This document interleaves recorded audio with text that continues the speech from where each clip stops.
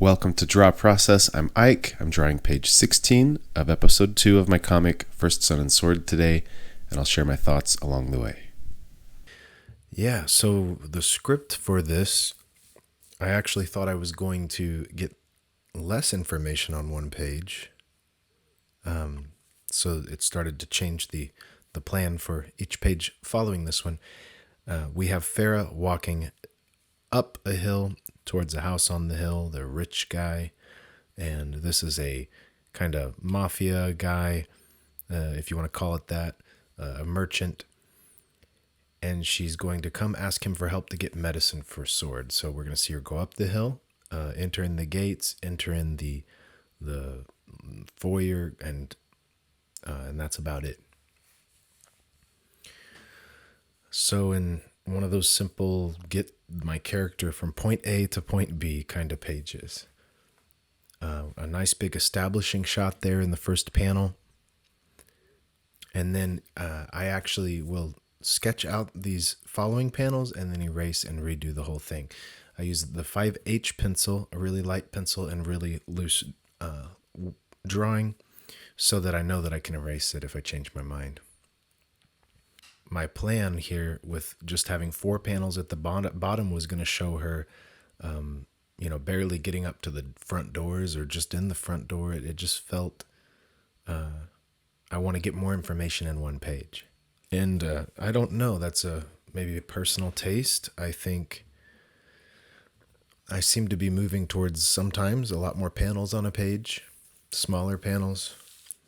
There's a lot of comics that you won't see any panels where there's 4 side by side where they get that narrow.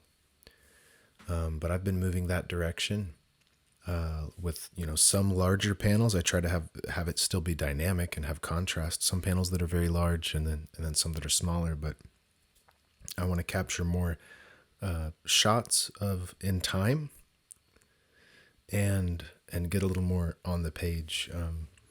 If it took 2 pages for her to walk from A to B, I wouldn't have been as happy with that.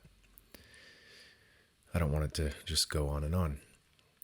The way I am drawing this now, she's approaching the gates and then she's walking up the yard. There's 2 guards on the porch, and they see her and they're basically pointing out, is this Farah? I think that's Farah, Sword's apprentice. They know who this is. Maybe she's done work for them in the past, but they stand there not sure if they should try to stop her because she's intimidating, and as she walks by them, she makes eye contact with one of them, kind of scares him. She has an intense look, and then she just walks right past. They don't stop her. So instead of just having her walk up the hill and into the building, I was able to get a moment to establish the power dynamic, the relationship, how they view her, just from the start, which makes it have characters. It has people in relation to each other, how they feel about each other. Like, this is an important part of stories, and if you just have your character moving throughout a world, then it can just feel less compelling. So I was glad that by adding more panels, I was able to get more information in there. This city is on a hill, sloping down towards the bay, and kind of a mix of styles of the buildings. But this shot here with his house on the top of the hill, there's still, the hill continues behind him, so it's not the highest point like in town, but at least for this street he's at the top. And then I decided to do kind of a wall, a city wall that's maybe older. I mean, obviously there's like layers to this city where it's been built on top of earlier construction and stuff, so this wall's kind of just in the middle of the city, really trying to help things feel lived in, really kind of to have this lizard emperor that's so powerful and controlling everything, and yet the world is very lived in. It's very messy. It's not Some stories, maybe the standard story is you have the evil person and they're in perfect control of their evil kingdom. And you have that just clear conflict. Whereas this isn't like that. This is almost like our world. This one, unlike King Croc's little city, little domain that is more like just a criminal place, this is, although it's far from the capital, it is in direct contact with the capital by being along the sea, along the river. So I think about these things when I make the story. Like, I'm not an expert on history and politics and markets, and like I'm just doing my best to like make it feel like a lived-in world. And so, I try to pay attention to some of those things in the world around me, or when I am learning in one way or another, and try to apply it to my stories. Same thing with buildings. When I draw buildings, it's like, instead of just making a rectangle or a rectangular prism and putting doors and windows on it, think of how it's constructed. That might mean actually learning how these buildings are constructed, which really doesn't seem to be very different from what little research I've done. Ancient buildings were rather similar to modern ones, so that makes it easy enough.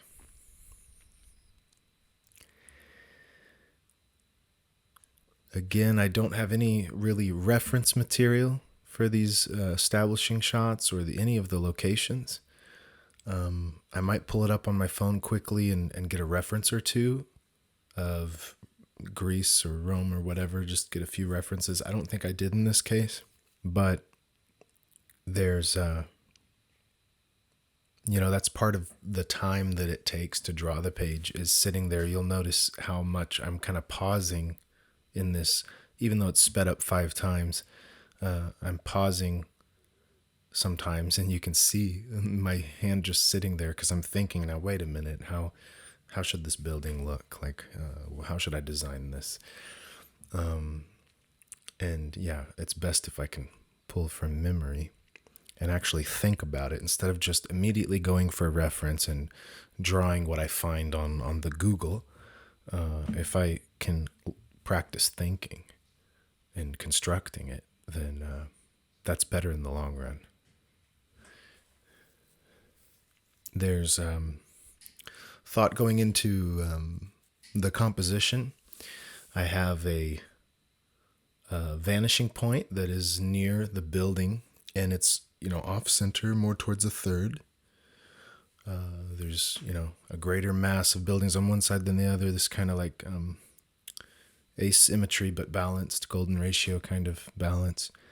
And I have Farah walking up the hill, and her little bitty stick figure is going to have a different color on her, to some degree. Like her red cloth will stand out once we get the colors on there, but she's also center.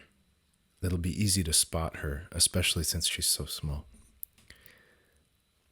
And in case you don't see her that well, this next shot, the gates to that house on the hill, which you should notice in the establishing shot, and then there's her back walking up to it, and we should know that that's her back. Like, she said she was leaving. We've seen her several times in this comic and the prior one. So it is, it's nice to introduce a shot that shows your character's face soon enough in a page, especially when it's a new scene and they're there. But I think you don't have to follow that so strictly. Like, you have to go with storytelling too, and not just follow a rule and think that your reader needs to be spoon-fed. So, there she is walking up to the gate, and then we have a slightly different composition, like to each of these 4 panels. So The first one, we have just a nice level block, very flat, horizontal block of the building with her shape kind of adding mass to the bottom left. And then in the next one, she's entering and walking from top left to bottom right. So the nice diagonal walking path. And then we're back to more of a flat, dead on horizontal block of the porch now, the house. And then we're back to another diagonal. And this time the diagonal's like a little different than the first one. And this is a shot that shows both of the guards in the same shot. One's large, one's smaller, so you get contrast. They're not flat. And by doing this, I can get, by having them, one so much smaller, having that vanishing point, the camera close to one of their heads and the vanishing point close behind them, I'm able to get two people in a narrow panel. That's kind of a beginner's mistake, or beginner's struggle, is constructing your panel shapes based on what makes it easier for you to draw it. So if you have two people on a porch that are standing, 10 feet apart on a flat porch, you might have a nice long panel so that you can capture both of them. But if you do that, you're letting that dictate your panel shapes too much, because you can just move the camera over to the side and capture both of them in the same shot. And I'm making up the design of these guards, of these kind of criminal mafia, mobster guys that work for the merchant. And they're going to have similar look to his clothing, but not as rich. Definitely like establish that they are a gang. They have an organization here. And I was just making it up as I went, but I went with a kind of pirate look. And have them all be shaved heads or very short hair. And I thought I pictured Pompidou looking a bit like the Kingpin, this bald white guy looking guy. So I'm just thinking in the moment, if I make these guys have to have shaved heads or bald, it's kind of like he didn't want anyone else to have hair since he doesn't. So it becomes like part of their brand. So he's like, a narcissist here. So something it's kind of like a corny thing that they do to look alike, but it's maybe subtle enough. Here again with, the camera angle, how can I capture this in one narrow panel? I want to get both guards and her walking on the porch past them to the door. So I don't even show the door, but you should know there's a door. She's going to be walking up on the porch. We saw the door earlier. She's heading that direction into something. But this angle allows me, and it with a high horizon. So like the camera's up high, kind of looking down, and that way I can get both of the guards in the shot, one in the background and one as a sort of a foreground element, and then put her in between them. And at an angle, it's such an angle that there's a gap between them, plenty of room to get her in the shot.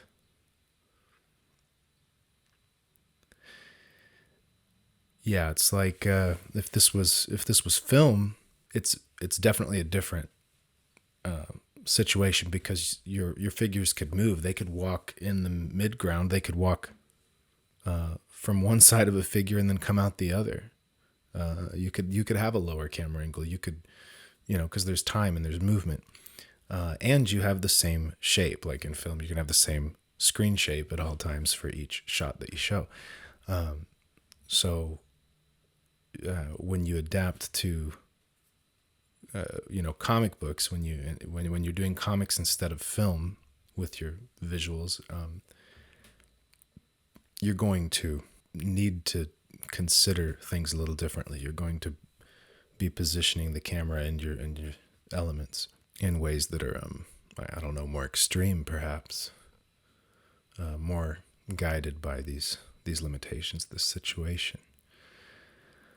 Yeah, here, even in this shot, I've got one of them just barely squeezed in the background on the right, and then the guy large on the left here in the foreground, and her in between them. And even here, his head, her head, the next head, all like cascading, creating this line, this triangle, from large to small.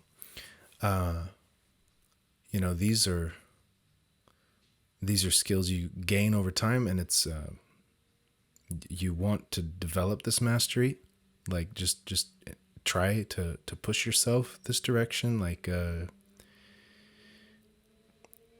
because you could play it safe, like I was saying, where you got people standing 10 feet apart, so you do a nice long panel and just show them on a flat background, like you could stay comfortable and let that dictate your choices. But mastery would be, not that I'm a master, but moving towards mastery, you're going to capture things in more extremes with grace. So to be able to just squeeze in a figure just in that small space off of her left ear, and not need a larger panel to do it or something, like kind of a bold choice there. So moving in the right direction, I think. And then in this shot, we have, I've set this up with a transition point, sort of, we've been following her from the start of the page through these places, and now when she enters the foyer, we're going to see her in the center of the panel, full figure, kind of smaller, from above, and then up on the ledge, the railing here, there's a servant who is going to look a little ridiculous. Just kind of made that up on the page too, for fun. But this figure kind of silhouetted in the foreground, in the bottom right, the last thing you look at in the panel and the last thing you look at on the page. And he's large on the page, even though he's somewhat silhouetted, darker. You don't see his face. But it's clear that he's watching her, and now we have a transition. The reader can go from, her perspective or viewing her, to now our view has been moved to the servant. And on the next page, the servant will be the point of reference. The servant's going to open the doors to Pompado's, or Pompado is how I say it, but it doesn't really matter. It's in writing. Pompado's room, and he's going to have men in there, doing business and whatever, hanging out. So he's going to enter that room to warn him that Farah is here. Yeah, and when it comes to these characters and kind of naming them and stuff, it's a made up world that's kind of Bronze Age, and so I look up ancient, different languages and cultures and find some names and stuff, but then I just mess around, and Pompado sounds pompous, and kind of dumb. So it sounded like a good name for this kind of funny character. So so lots of thoughts today there on the panel composition, framing, storytelling stuff visually. Other than that, I have been just pretty busy lately. I think I was feeling, I was having some struggles lately. I think I mentioned that in a prior video. So if I think back a week or two, things were a bit more of a struggle. And now I'm almost on the other side of a sort of depression, a sort of, when you're like living, thinking the way you're doing it's going to work. I'm trying to describe this feeling of like depression, this feeling of a loss of hope in a way, because you might have like a fantasy, you could say, of like, this is what I'm doing, this is what matters, and this is why it matters what I do. It's cool motivation, right? And then there's a point when you're struck by reality, and maybe you're open to it, and you're like, you know what? Like, the reality of my situation is this. It's not what I've been trying to make it be. And I've been beating my head against the wall. But I got to face the reality. And in facing that reality is a kind of depression, because it's like, man, like my fantasy, the dream of what I thought I was doing and what mattered and what I was going to do is not fitting anymore. So it sort of, leaves a little emptiness there, a little sadness. So kind of reaching that point and coming out the other side, which is nice, because if I can get into that feeling and bounce right out of it and not get stuck in it for months, then I do better. So it's better for life. So it's probably a good thing that the feeling came and went quickly, or is on its way out now.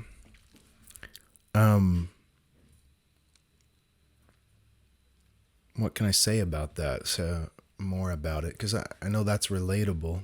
There's sort of the ups and downs of trying to create, to do anything in life. I guess I could say a few things here. One is this sort of the lens of fantasy, I guess, grandiosity, narcissism. That's a lens we could apply. So that wanting praise and admiration and accomplishment, wanting to be important, succeed, and in a way that's like wanting special treatment, thinking you're worthy of it. That is really fueled by just a lot of the messaging of, I guess, our society or social media, like getting lots of followers, just anything, credits, followers, publishing deals, just whatever it is, attention. I guess we could reduce it to attention. That is kind of narcissistic. Like it's self-serving and wanting to be, important or a celebrity or something. And, the reality of the situation is I may never make a lot of money with this, and most of us are never going to be highly praised and accomplished. There's a small number that do. And also, all that praise and attention on your work doesn't make it better than it already is. Not directly. I mean, you might apply more time to your craft or something, but it doesn't make it better. It doesn't make it more important. It doesn't make it more valuable. It's only more valuable if what you're measuring, if what you care about is likes and attention. And so kind of facing the reality of the reality of the situation, of the unlikelihood of financial success and lots of attention on my work. Even the quality of the work itself is not likely to be that great. I mean, maybe someday it'll be decently good, but let's get real. Is it going to be the best in the world? Is it going to be like one of the best? Like, not exactly. Like that's not necessarily realistic either, because there's a lot of people doing this. So I can be one of them, but that doesn't make me one of the best. So I think I've partly been trying to let go of some of the narcissism, the grandiose dreams, and shift what I value. And I've been doing that since I started the channel. It was like I tried to make it clear from the start. This is not about algorithms and gaining a following for my comics or anything. This is about sharing a practice of an art that could be useful to others, and the thoughts and experiences of an artist that's in that practice. So, I've been thinking this way from the start. It's not a huge shift for me, but it's a continual learning process. It's a continual, learning to move towards that, away from, the wrong path of I don't know, like narcissism, and false hopes and so on, towards what is more important. So in that, though, I'm trying to discover what's more important, what is valuable, and communicate that, and find people that will see it the same way. And what's important for one is that I'm making comics and that I share that with the world. I share that with other creators, not just like fans of comics, but to it as an art form, and share the process of how I'm doing it and what I'm learning and thinking about. That's valuable. The community, being in community with other artists, learning and growing together. Like, are we really, having, I got this comic book artist group. We check in, we try to have honest dialogue about the challenges and our thoughts and whatever. But I'm aware that I could be even more vulnerable. I could really be honest with them and honest with myself about where we are at skill-wise, what we can improve in, what our limitations are with our schedule, instead of like, I'm just going to finish so many pages this year. It's like, well, are you really, though? Like, is that really a realistic goal? So a lot more honesty and vulnerability with people could really mean better relationships, deeper relationships. Like, it's scary, it's scary to do that, but it'll be better, and your work will be better. So, I'm moving towards that. And let's see, what else was there to that? I guess orienting myself towards, writing my path, sort of doing that soul searching and that objective, look at reality and figuring out, what do I really value? What do I really want to work toward? Engaging, in that, in a sense, that's discipline, that's, increases self-esteem, when you listen to your conscience and stuff. So I'm doing that as best I can. The art's been changing quite a bit. That's kind of a tangent, but you'll see more and more. The use of this tool is changing my brain. It has me, using this instead of the pen, Micron pen. It's changing the way I ink, which is changing the way that I think, and what feels natural. It changes that. So it's just continuing to change. I welcome that change.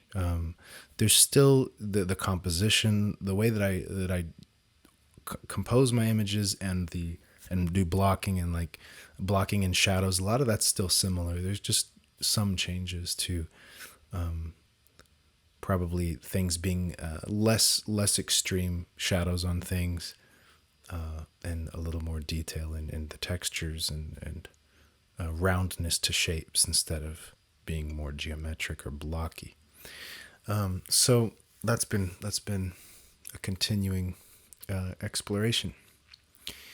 Yeah, back to the topic. One thought about this practice and orienting it correctly is it's kind of like a relationship. Like, if you're married and you have a baby with your partner,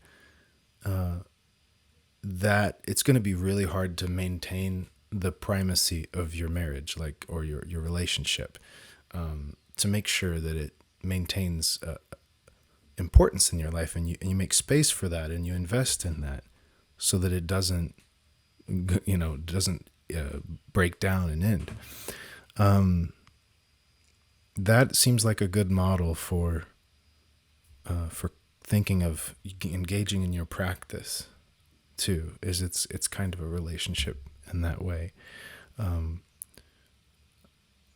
you have other relationships too. So you have to, for me anyways, if I have other relationships, and so if I think of my relationship to the art and my art practice as just another relationship, then I can help myself balance my life better, and also just realize, okay, no, I do choose to engage in this. I do choose this relationship. I need to invest in it. I'm not always gonna feel like it every day, but I'm going to have time I invest, and I'm gonna protect it. I mean, even like in comparison to marriage, like making alone time, I make time to draw pages. The idea of not like maintaining the memory of, the memory of what makes that relationship special. That can be thinking about my work, looking at my old work. It could be that you don't let other things compete with it.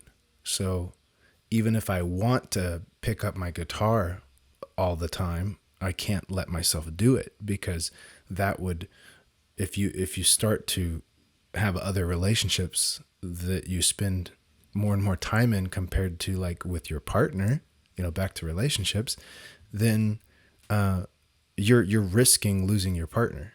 Like you're risking damaging that relationship or reducing them on your priority list and leading to damage. So I have to protect and invest in the relationship with the art, and and then all the ideas around a healthy relationship apply too, because it can have a primary importance in my life, my relation to my practice, but if it's to the detriment, if it's to the detriment of my life and other relationships, then it is unhealthy. Just like a relationship where you get too enmeshed with the other person would be unhealthy, and it would be to the detriment of other areas of your life, and it would eventually break down and even damage the relationship itself, or just make you miserable. So I kind of like that way of thinking about it too. And this is the finished page. I really like how the colors came out. The being outside again, earlier we were inside and we saw a lot more warm colors and browns, and going outside, the palette opened up more, getting the blues all the way to the yellows and the warm colors in the foreground. And still, again, using the lighting and shading, the lighting and shadow past to just help me separate things better, without having to simply expand my color choices. That is it for this week. I know it was a bit of a ramble. This is kind of honestly last minute before I have to get this thing out and onto YouTube and move on with my other relationships, right? So I hope you got something out of it, though. Thanks for watching, and I will see you in a week, or maybe Wednesday if I get another video done. I'm like 3 pages ahead at this point that just don't have videos yet. So I'll see you then.